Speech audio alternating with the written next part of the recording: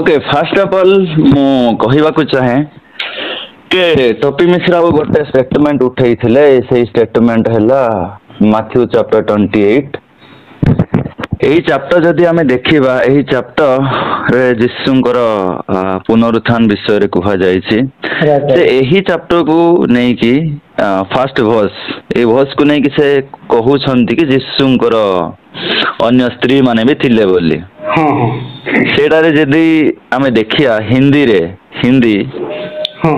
Bible जदि आमे देखिबा चैप्टर 28 वर्स 1 सेठारे लिखा जाए मरियम मगदलिनी एवं अन्य स्त्री सेटा को आसिले जीशु को जो रखा ही थिला सेठू आसिले बोली लिखा जाए तो टोपी मिश्रा को कहउछंती अन्य स्त्री एही से जीशुंकर गर्लफ्रेंड बोली कहउछंती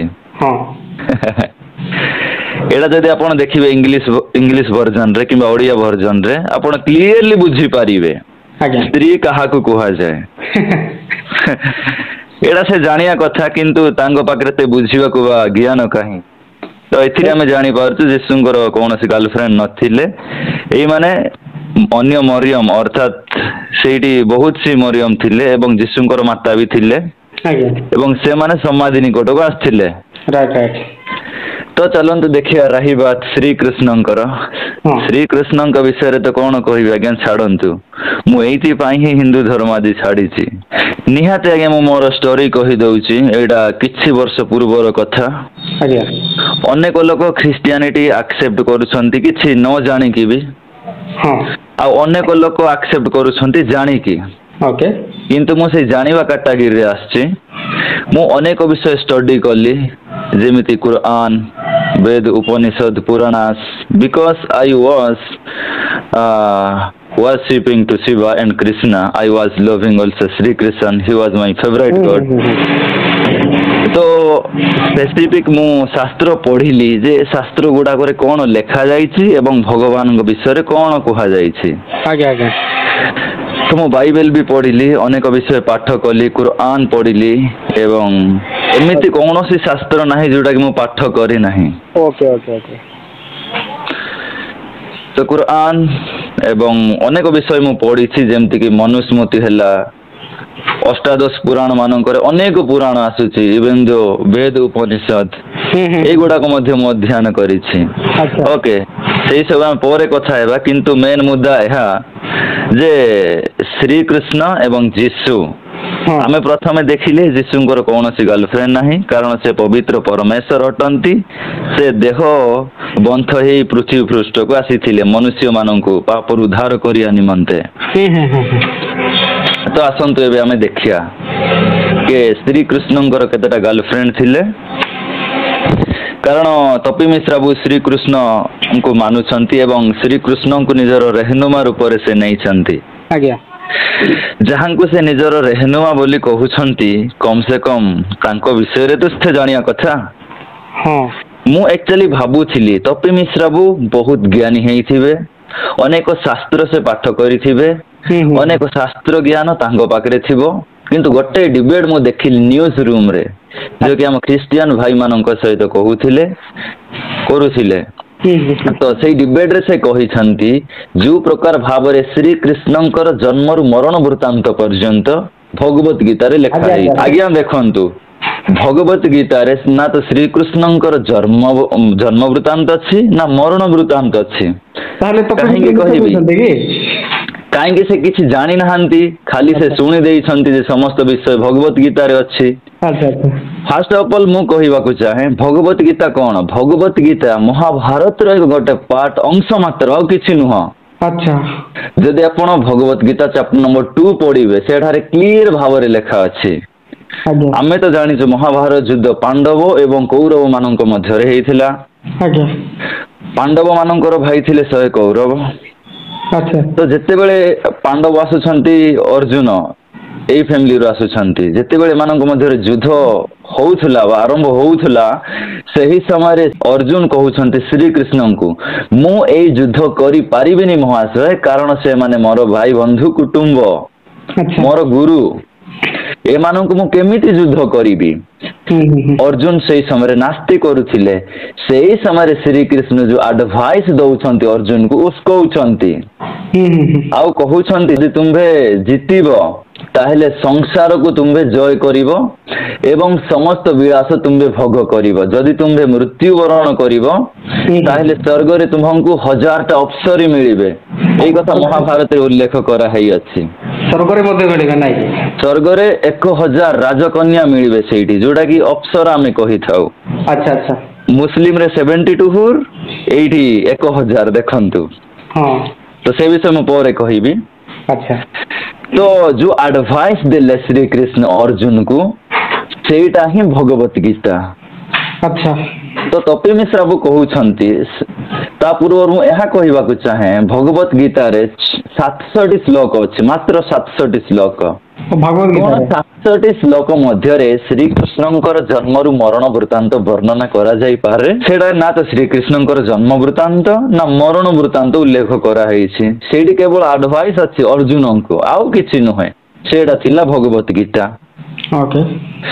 ତ ଚାଲନ୍ତୁ ଏବେ ଦେଖିବା ଶ୍ରୀକୃଷ୍ଣଙ୍କର, ଚାଲନ୍ତୁ ଆମେ ଏବେ ଦେଖିବା ଯେ ଶ୍ରୀକୃଷ୍ଣଙ୍କୁ ଯୋଉ ତାଙ୍କେ କହୁଛନ୍ତି ଈଶ୍ୱର, କଣ ଈଶ୍ୱରଙ୍କର ଏହିପରି ସ୍ୱଭାବ ହେବା, କଣ ଈଶ୍ୱରଙ୍କର ସ୍ୱଭାବ ଏହିପରି ହେବା ଦରକାର କି? କାରଣ ଯିଏ ବି କ୍ଲେମ କରିପାରେ ମୁଁ ଈଶ୍ୱର, ଯେମିତି ସାରଥୀ ବାବା କହୁଥିଲେ ମୁଁ ଭଗବାନଙ୍କ ଠାରୁ ଆସିଅଛି। ତ ସେମିତି ଆମମାନଙ୍କୁ ଦେଖିବାକୁ ପଡିବ। ଯଦି ସେ କହୁଛି ନିଜକୁ ଈଶ୍ୱର, ତ ଆମେ ତାହାଙ୍କ କ୍ୟାରେକ୍ଟର ବିଷୟରେ ଜାଣିବାକୁ ପ୍ରୟାସ କରିବା। ଆମେ ଜାଣିବାକୁ ପଡିବ ଯେ ତାଙ୍କ ବିଷୟରେ କଣ ଲେଖା ହେଇଛି। କାହିଁକି ତପି ମିଶ୍ର ବାବୁ କିଛି ନ ଜାଣିକି ଯୀଶୁଙ୍କର 3ଟା ଗର୍ଲଫ୍ରେଣ୍ଡ ଥିଲେ ବୋଲି କହିଲେ, ତ ସେମିତି ଆମକୁ ପରୀକ୍ଷା କରିବାକୁ ପଡିବ କି ତାଙ୍କର କ୍ୟାରେକ୍ଟର କିପରି, ତାଙ୍କ ପୁରା ଜୀବନରେ ସେ କଣ କରିଛନ୍ତି, ଏହା ଆମକୁ ଜାଣିବାକୁ ପଡିବ। Obviously eat is truth fact. ଲୋକ ଶାସ୍ତ୍ର ଅଧ୍ୟୟନ କରିବା ଦରକାର, କାରଣ ଶାସ୍ତ୍ର ବେସିସରେ ହିଁ ସବୁ ବିଷୟ ହେଇଥାଏ।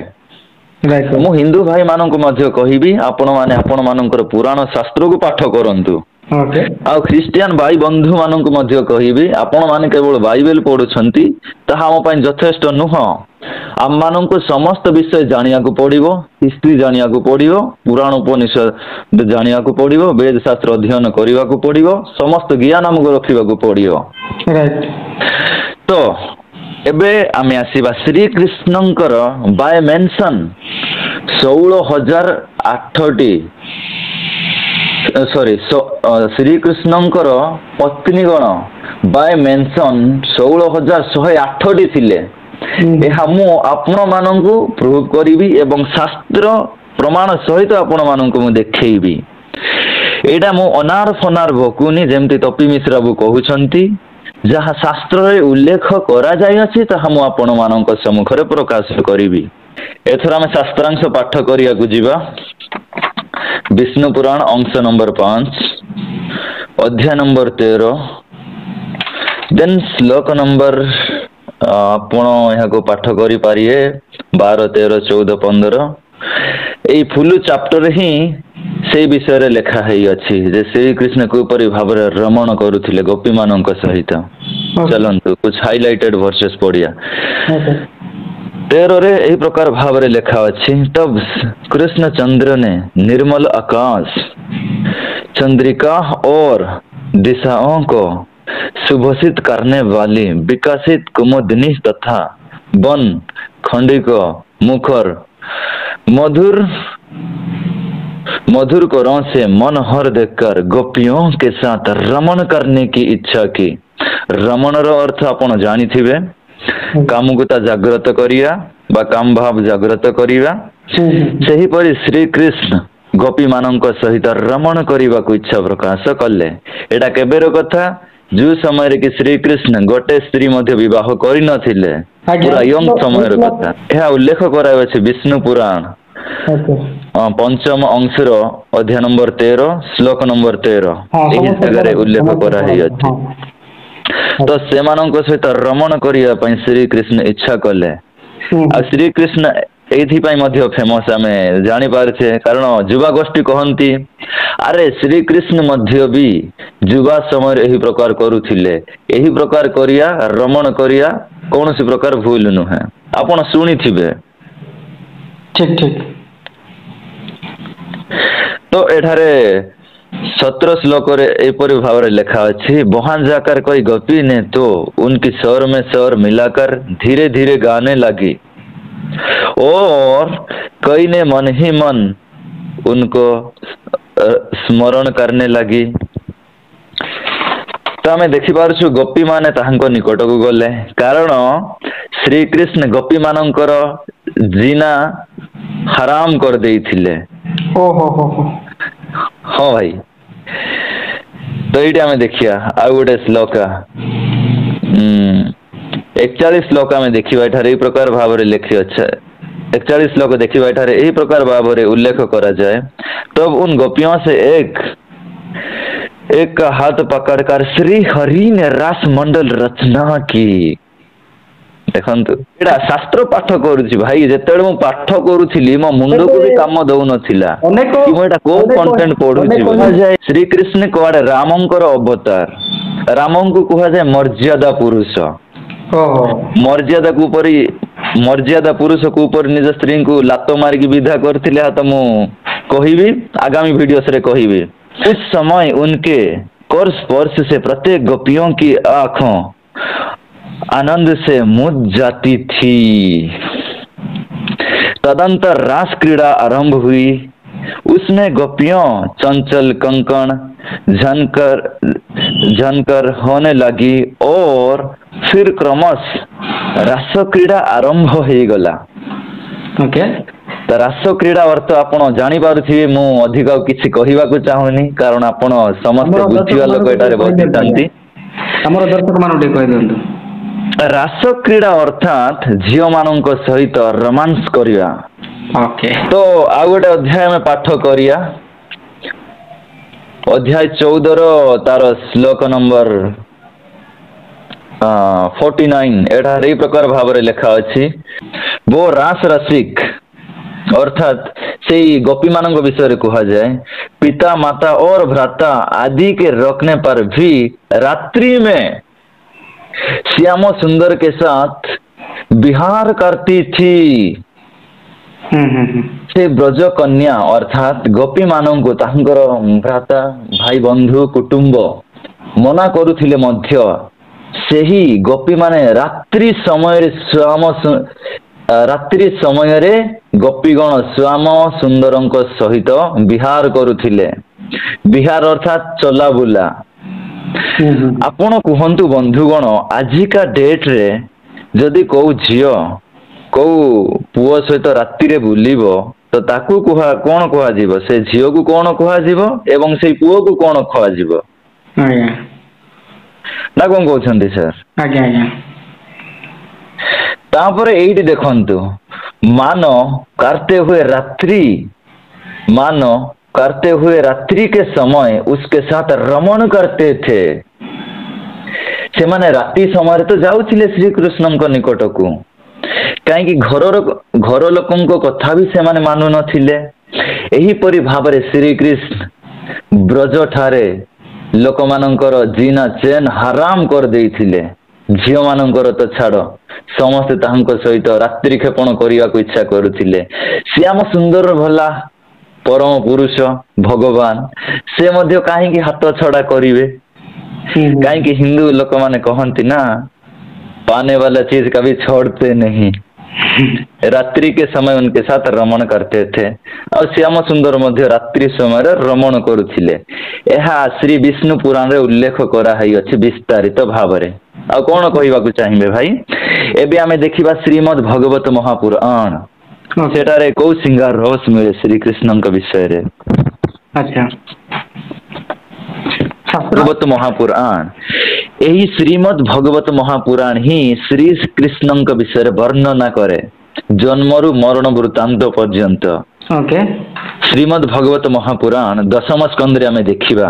ओके,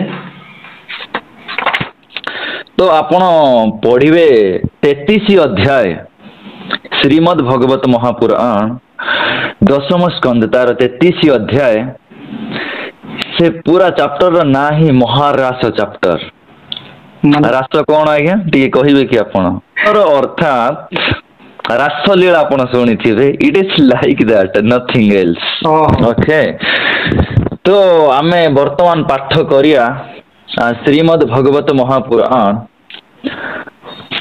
एपरी अनेक कंटेंट अच्छी अनेक चैप्टर्स रे भगवान श्री कृष्ण गोपी मानक सहित रमण करिसेंती तार हिसाब मध्य नहीं जदि आपण पाठ करिवे श्रीमद् भगवत महापुराण एवं अदर पुराणस मध्य चैप्टर 29 ର नेम ही रासलीला आरंभ चैप्टर ର नेम ओहो हो तो देखंतु एपरी भाବରେ लेखा अछि श्लोका नंबर 1 रे हे परीक्षित थरे शरत ऋतु होई थाए मल्ली जुई आदि सुगंध पुष्प फुटी मह मह चहटु थाए वस्त्र हरण समय रे भगवान गोपी मानक जेउ सब रात्रि विषय रे संकेत देइथिले अर्थात आमे जानिछे जे श्री कृष्ण वस्त्र हरण करथिले गोपी मानक लंगड़ा करिक छाड़ देइथिले ओहो हो सेही रात्रि समय रे जो रात्रि रा संकेत देइथिले एही सेही रात्रि विषय रे कहा जाइछे अच्छा यस सही सब रात्रि पुंजीभूत होई गोटिए रात्रि रूपरे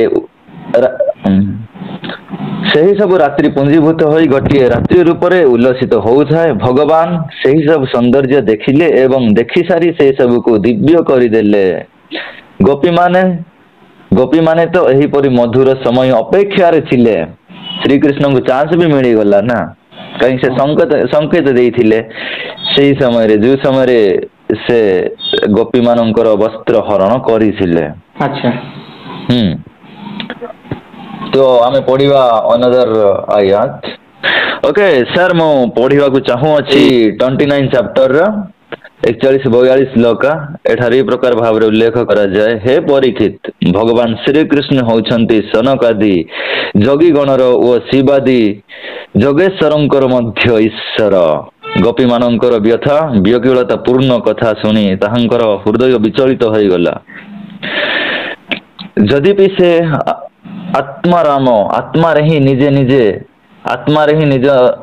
सहित निजे रमण करती से निज छड़ा अन्य कौन प्रकार बाह्य वस्तु आवश्यक करती नहीं तथापि से हसी हसी से सहित क्रीड़ा रास आरंभ करदेले एटा स्पेसिफिक कहा जाइछि क्रीड़ा रास का सहित गोपी मानक सहित एठारे एमती अनेक विषय अछि आमे 44 श्लोक मध्य पढ़िया तापरे श्री कृष्ण गोपी मानक धरी जमुना रे पवित्र पुलिन को चली गले जमुना पुलिन बरफ समान उज्जवल सुंदर बाली रे चमकु थाए जमुनार तरल तरंग को छुई छुई ओ कई फूलर स्वाभाविक सुगंध केनी प्रवाहित होउथवा वायु जमुना पुलिन को शीतल ओ सुरभित करि देउथाए सेही आनंदप्रद पुलिन रे भगवान गोपी मानक संगे रासलीला करिबा को लागिले तो 45 श्लोक बाहु प्रसारित करी आलिंगन करी से मानक हाथ रे हाथ मिले एठी गोटे गोपी नुहंती आज्ञा सहस्र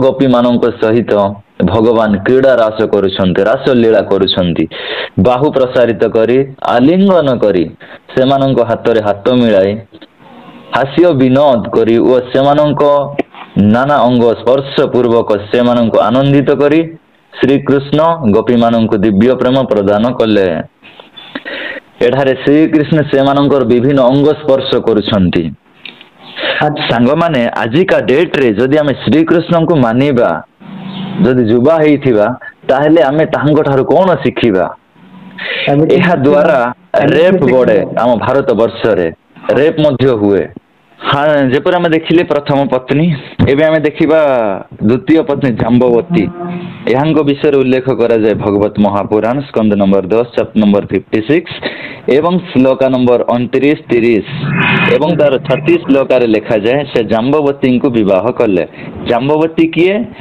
जाम्बवती भल्लुक राजा जम्बावन रो डॉटर तांको जम्बावन नहीं कि समर्पण कर दउछंती श्री कृष्ण को हस्ते देन श्री कृष्ण नहीं कि जाइगी विवाह करछंती एबे हम देखिबा सत्यभामा कारण सत्यभामा तांकर पत्नी भगवत महापुराण चैप्टर 10 श्लोक सत्यभामा विषय रे भगवत महापुराण स्कंद नंबर 10 चैप्टर नंबर 56 श्लोक नंबर 41 ରୁ 44 पर्यंत देखिए विषय लिखा जाए एवं कालिंदी विषय मध्ये भगवत महापुराण स्कंद नंबर 10 चैप्टर नंबर 58 श्लोक नंबर 17 एवं 23-29 रे लिखा जाए एवं सेही परि भाबरे नग्नजीत मध्ये श्री कृष्ण वाइफ तापर आमे देखिबा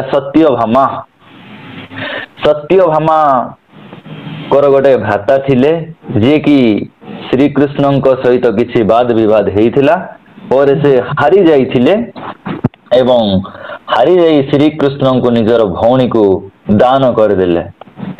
ओके यह हमें देखि परिबा से 56 श्लोक चैप्टर नंबर 42 रे एही परी विवेक बुद्धि रे एपरी विचार करी सत्राजित तांकर भ्रातांक ना सत्यभामा स्वयं ए निमंते उद्यम कले एवं निजर कन्या तथा सामंत्यक मणि उभय नहीं श्री कृष्ण को अर्पण करदेले। या 3 नंबर रे आणुछंती सत्यभामा स्वभाव सौंदर्य औदर्य आदि सद्गुण रे संपन्न थिला तांको विवाह करने को बहुत लोग चाहुथिले कन्या मागिबा को बहु लोग आसीथिले किंतु वर्तमान भगवान श्री कृष्ण विधि पूर्वक ताहांको पाणी ग्रहण कले। अच्छा पाणी ग्रहण अर्थात विवाह कथा। अच्छा अच्छा यस भाई मु किछि विषय आपनकु कहिबी एपरि जदि आमे डिस्कस करिबा अनेक भगवत गीता चैप्टर 59 अध्याय रे आमे देखिया आ किछि विषय लिखा अछि 59 और 55 एठार प्रकार भाव रे लिखा जाए पर जदुकुल श्रेष्ठ विवेकी नंदन भगवान श्री कृष्ण जौतुक धन ओ पत्नी सत्यंक धरी दुहारिका पहुंचिले।